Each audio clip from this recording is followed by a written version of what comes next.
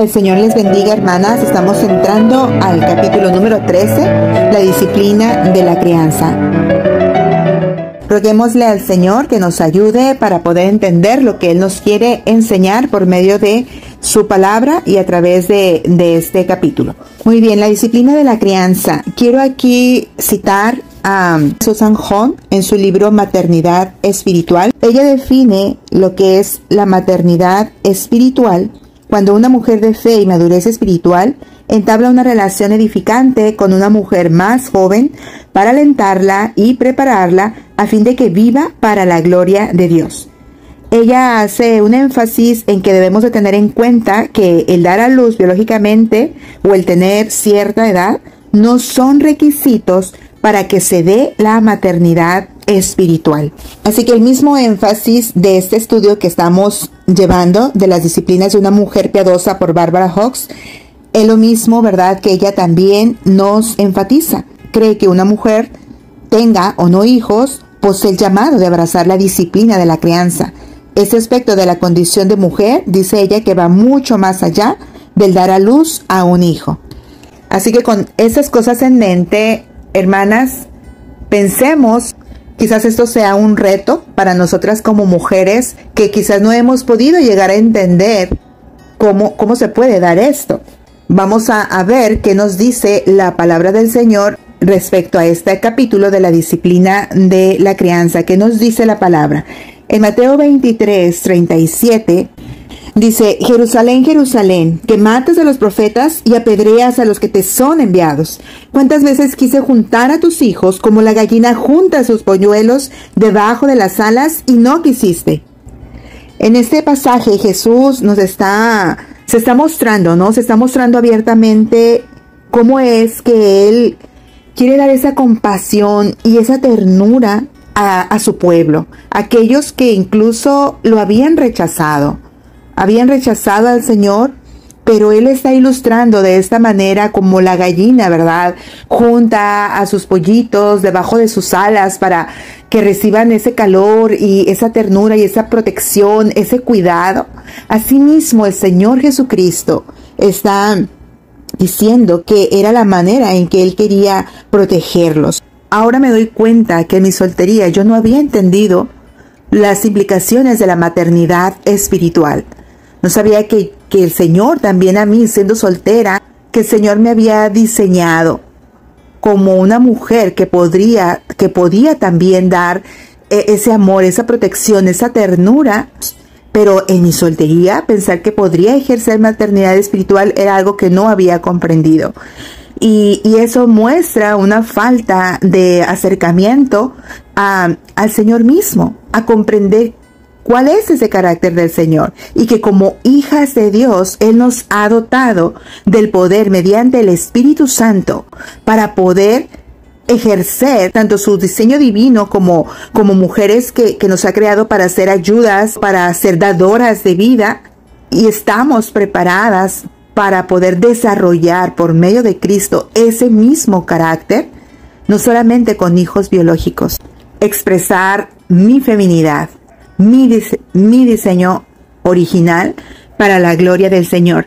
Es por eso que la escritora dice que cuando nosotros nos sometemos al plan de Dios para la esencia maternal de nuestro ser, requiere disciplina. Exacto, porque va a requerir que nosotras entendamos que el pecado nuestro no nos va a llevar hacia eso, que nosotros necesitamos despojarnos de todo peso, que nosotros necesitamos alejarnos del egocentrismo que nos rodea, de las ideas actuales feministas que impulsan a las mujeres, alejarnos de esos principios bíblicos, de esta manera por la cual hemos sido creadas. Y ese pasaje de Pablo de primera de Timoteo 2:15 que dice: pero se salvará engendrando hijos si permaneciere en fe, amor y santificación con modestia. Lo cual Pablo aquí pues no se está refiriendo a que la salvación es por medio de las obras, porque esto estaría contradiciendo lo que el mismo Señor Jesucristo, por lo cual Él vino, sino más bien aquí estoy de acuerdo que se refiere a algo espiritual, porque si nosotros nos ocupamos en cumplir con el diseño divino para nuestra feminidad. Si nosotros estamos en ese proceso de estar dando vida, de ser ayudadoras, nos estaríamos negando a nosotras mismas y estaríamos siguiendo el ejemplo de Cristo, el cual, ¿verdad? Él murió por otros. Él dio su vida para salvar a otros, para dar vida a otros. En la misma medida que nosotros, como mujeres del Evangelio, abrazamos el Evangelio, entendemos que la vida cristiana no se trata de mí, sino se trata de magnificar el nombre del Señor Jesucristo, de glorificar su nombre, dando vida por medio de mi vida, renunciando a mí, renunciando a lo que este mundo me quiere decir sobre lo que es una mujer, que sin lugar a dudas no tienen una definición de mujer. Como aquí el apóstol Pablo lo dice, engendrando hijos, dando vida, dando aliento a otros, para que esos otros a su vez también den vida y así podamos reproducir hijos no solamente físicos, sino espirituales que glorifiquen el nombre del Señor. Y así estaremos permaneciendo en fe, en amor, santificación, con modestia, renunciando a nosotros para que Cristo viva por medio de nosotras. La misma palabra, por su gracia, va a ir desarrollando en nosotros esas características maternales. Necesitamos comprometernos con Él para poder marcar la diferencia. ¿Qué estamos haciendo nosotras? Que sí tenemos la verdad de la palabra de Dios, que conocemos que el Señor quiere que demos vida, que ayudemos, que alentemos a otros, que nosotros podamos ser impactos en la vida de otros para glorificar el nombre del Señor. Pensemos qué estamos haciendo, cómo estamos viviendo la vida cristiana. ¿La estamos viviendo bajo una perspectiva solamente egoísta, en donde sé todo esto y me quedo con esto? ¿O en el de que soy la ignorante y no sé nada de nada y sigo mi vida? ¿Estamos siendo informadas solamente por lo que el mundo nos dice? Hermanas, debemos de estar evaluando continuamente todo aquello que escuchamos o que vemos.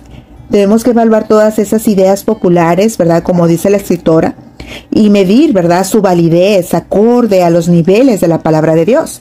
Por eso es tan importante leer, estudiar la palabra, tenerla como ese filtro para poder darnos cuenta de que el engaño viene, pero la palabra, la autoridad de la palabra de Dios es lo que le hace el frente y es la que nos dice la verdad. Hay que cultivar, ¿verdad?, ese espíritu de maternidad. Si tú tienes hijas, vas a poderles transmitir a ellas lo que es ser una mujer bíblica, lo que es el diseño divino para ellas como mujer, cómo pueden vivir esa feminidad bíblica, cómo pueden dar vida siendo o no madres biológicas. Así que, hermanas, pues es un gran reto, tenemos que orar por esto, ¿verdad? Tenemos nosotros que ver lo que el Señor ya ha hecho por nosotros, que ver cómo el Evangelio que nos ha salvado es el mismo que día a día necesitamos para poder dar vida y hacer las cosas que al Señor le agradan, que Él sea nuestro punto de referencia, que Él sea quien ocupe el máximo lugar, el supremo lugar en nuestra vida. Recordemos que al ser dadoras de vida, nosotros necesitamos por eso mismo ayudar a nuestros hijos a florecer conforme el Señor ha hecho a cada uno de ellos, porque todos los hijos tienen carácter distinto, ¿verdad? Entonces nosotros tenemos que ayudarles a que la misma palabra del Señor viva en sus corazones y florezca para que den fruto y para que ellos puedan expresar, si son las niñas, esa feminidad bíblica, esa maternidad espiritual que les capacite para poder vivir como mujeres de Dios y que a la vez den vida a otras mujeres de Dios. Y por último quiero leer Tito 2, 3 al 5. Las ancianas asimismo sean reverentes en su porte, no calumniadoras, no esclavas del vino, maestras del bien, que enseñen a las mujeres jóvenes a amar a sus maridos y a sus hijos, a ser prudentes, castas, cuidadosas de su casa, buenas, sujetas a sus maridos, para que la palabra de Dios no sea blasfemada. Como mujeres de Dios necesitamos ser mujeres de la palabra, necesitamos ser mujeres que puedan animar, aconsejar a otras mujeres para que esas mujeres también den vida en sus familias y a su vez se puedan reproducir, ¿verdad?, nuevamente en más mujeres para la gloria de Dios Padre. Es un gran reto que necesitamos tomar. Creo que lo que el Señor nos ha dado, todo lo que nos ha sucedido en la medida que hemos venido caminando con Cristo, que han sido experiencias, que han sido retos, que han sido cosas quizás difíciles, pero como hemos visto que ha estado manifestándose el Señor a través de todas esas circunstancias, podemos compartirlas con otras mujeres, con otras hermanas en la fe, para que ellas a su vez también su fe sea aumentada por medio de lo que el Señor también ya ha hecho en nuestra vida. Eso es, de eso se trata esa disciplina de la crianza, bajo esa perspectiva de esa maternidad espiritual. Entonces, vamos a tener a otra mujer joven, ¿verdad? Como este pasaje nos dice que las mujeres mayores carguemos la responsabilidad, ¿verdad?, dada por Dios de ayudar a otras mujeres más jóvenes que nosotras. Hermanas, tenemos que ser esas mujeres que puedan alentar a otras mujeres para salir de nuestra zona de confort. Y quizás va a haber muchas mujeres que debido a diferentes circunstancias se ven inclinadas a tener que salir de sus hogares. Pero eso no significa que van a dejar a un lado lo que el Señor está mandando. Porque son mujeres que han comprendido y que han disfrutado y que han abrazado esto de la maternidad espiritual. Y son vidas que han impactado en las vidas de sus propios hijos. Todas debemos de disciplinarnos, ¿verdad?, para poder comunicar el valor de la crianza, ¿verdad? Y algunas quizás va a costar más, va a ser un poco más difícil. Dios es el mismo y Él siempre nos va a proveer de todo lo que necesitamos. Solamente necesitamos estar dispuestas, necesitamos tener una actitud de decir, sí, Señor, yo quiero obedecerte. La vida es vivir en sumisión a la voluntad del Señor, cueste lo que nos cueste, porque la voluntad de Dios para las mujeres desde el principio es la crianza. Hermanas, y como dice aquí para terminar, la maternidad es la esencia misma de la feminidad. Vivir la vida como madres en esa cultura egocéntrica e impía nos costará, pero las recompensas son verdaderamente muchas. El Señor nos ayude, hermanas. Dios les bendiga.